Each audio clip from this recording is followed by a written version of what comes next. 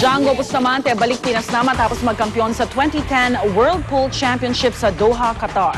Mula sa NAIA may live report si Chino Trinidad. Chino? Ito na yata ang pinakamahaba, pinakamalungkot, pero sa bandang dulo ito po ay naging isang tinatawag na personal triumph para sa isa pong nagngangalang Francisco Django Bustamante. Na noong 2002, sa gitna ng pagpasok niya sa finals ng World Pool Championship sa Cardiff, Wales, ay binawian ng buhay yung kanyang bunso na si Mariel, yung kanyang anghel. Pero tinuloy niya yung laban, hindi niya sinukuhan kasi ayaw daw niya mapahiya yung sambayanan at saka yung kanyang pangalan, yung pangalan ng kanyang pamilya, inilaban niya. Bumigay siya sa last 4 racks nung laban na yun. But nonetheless, after 8 years, ito ang tinanghal na kampiyon ng World Pool Championship sa Doha, Qatar ay si Francisco Django Bustamante. Paano niya ginawa yun? Pero hindi ko na inisip yun, pare, kasi kung iisipin ko yung kako, baka mamaya lalong masira pa yung tira ko eh. Kaya inisip ko na lang kako, nung makarating ako sa semifinal, kako, eto ng pagkakataon ko. Dahil ang kalaban ko na semifinal, si Nicoy, medyo maganda pa yung kumpiyansa ko dahil tinatalo ko kasi si Nicoy eh. Kumbaga, di ba, ano yung sabi nila na pagka sumara ang pinto, bumubukas ang maraming pintana. Ngayon, itong ang classic example ng naganap yan sa buhay ng isang Django Bustamante. Siyempre, magaan sa loob, tsaka masayang-masaya ako dahil nakakuha ko na rin sa wakas, di ba pare? Nabigo man ako noong 2002, eto, ilang taon lang pagitan, 8 years lang. So eto na, medyo parang kailan lang. Sabi niya para makumpleto daw ang kanyang mga koleksyon, ang kanyang hangad na susunod ay yung US Open. Hindi naman siya nagmamadali para kunin to. At siyempre, sa darating po na Setyembre, ang kanyang sparring partner na si Efren Batares, ang magkumparyo at ang higit pa sa magkapatid, ay magtatambal para doon sa idepensa ang kanila pong World Pool Team Play dito po sa ating bansa. Yan po ang storya ng isang trahedya na naging isang personal triumph para sa atin pong Francisco Django Bustamante, ang 2010 World Pool Champion at siya po ang tinitingala ng buong mundo. Isa pong Pilipino. Rhea? Chino, maraming salamat. Chino Trinidad nag-uulat live mula sa NAIA.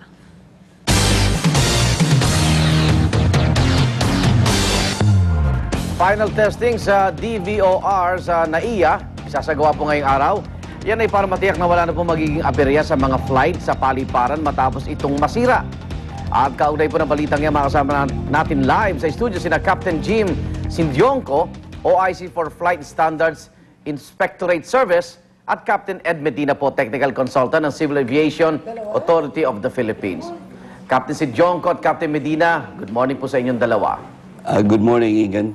Opo, para po sa kaalaman ng manonood, no, paliwanag po natin ano ba kahalagahan itong DVOR po?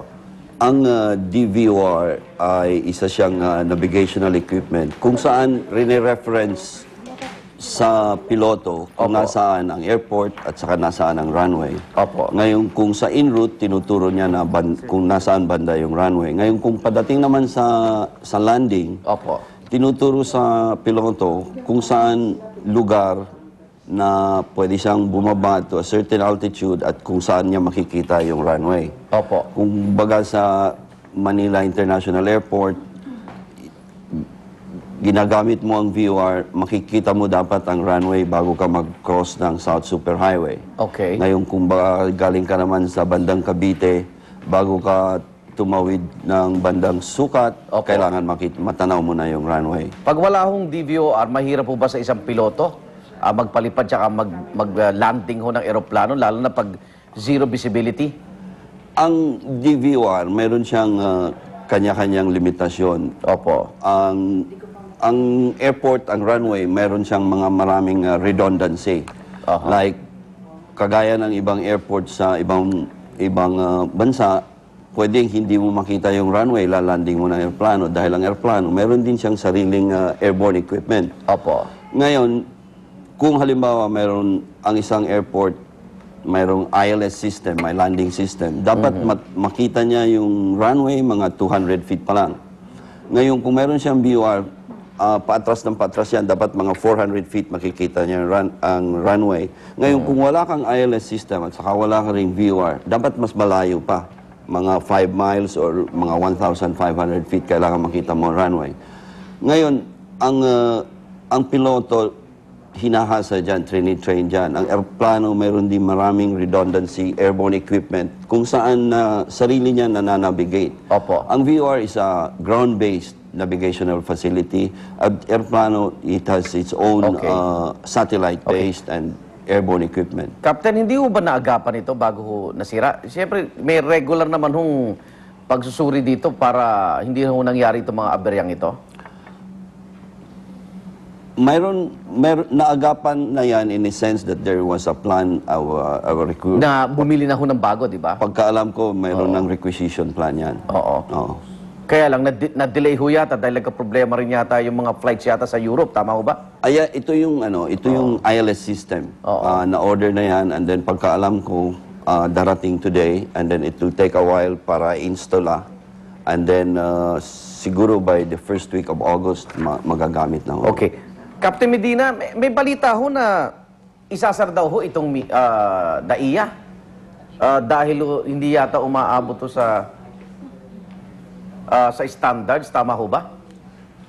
International standards. Tama ho ba? Arnold, palagay ko yung balita na yan, hindi totoo. Hindi totoo. Okay. So walang plano na i-divert sa ibang paliparan itong mga eroplano po?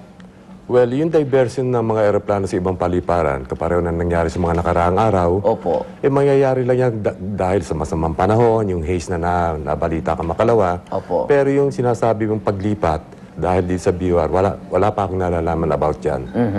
So, kailan ho ba yung international na mga pagsusuri po ng paliparan? Pumapasa naman po itong ating international airport, Captain Medina. Well, so far, we have done a lot of plans. Marami tayong mga planong ginagawa dyan to comply sa international standard. Ongoing. And from time to time, ino-audit tayo, in-inspection tayo ng mga international regulating body to that effect. And siguro sa susunod na pag-audit sa atin, handa na tayo. Okay. Yung testing po ngayong araw ng DVOR, mahalaga po yan. Mababalik na ho sa normal yung sitwasyon natin sa paliparan. Ngayong umaga po, itutuloy ho natin yung pagtetesting dyan sa BOR. Apo. And kung miyawa ang Diyos, baka early this morning or mid this morning, Opo. it will be back to normal operational situation. Bago ho ba itong BOR na to? Ito ho yung BOR na nire-repair natin. Nire-repair pa rin po? Oho.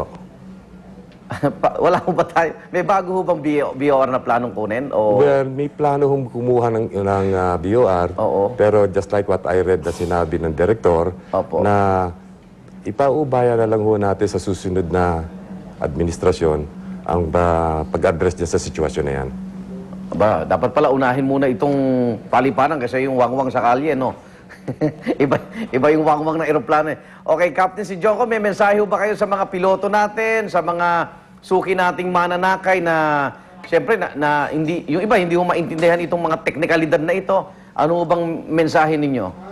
Ang masasabi ko dito is ang ating mga piloto nag-training yan, and they know professionally, they know how to go about landing the airplane. Ang mga airplano din, ang mga moderno din yan, mayroon silang sariling navigational equipment, airborne equipment to find their way around the airport and the runway. Ngayon, kaya nga lang ito nagkaka-delay dahil mayroon din tayo occupancy or capacity problem. Para lang yan